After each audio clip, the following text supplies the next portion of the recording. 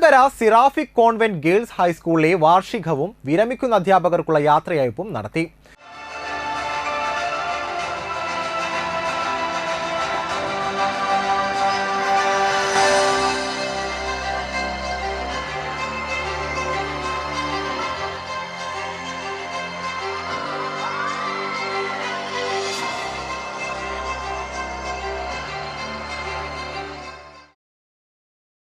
Anthikad block panchayat president K Sasidharan ഉദ്ഘാടനം ചെയ്തു.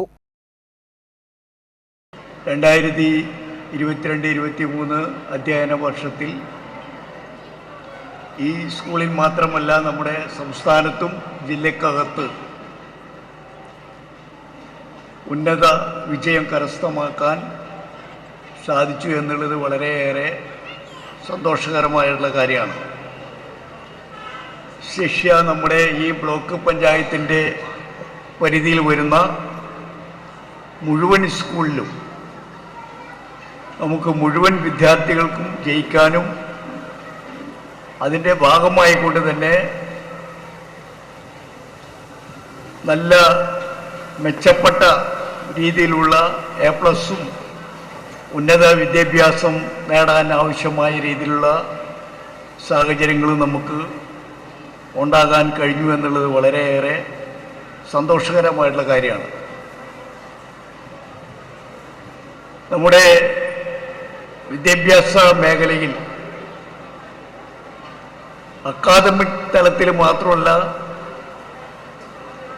മറ്റ് കലാ സാംസ്കാരിക കായിക മത്സരങ്ങളിലെല്ലാം തന്നെ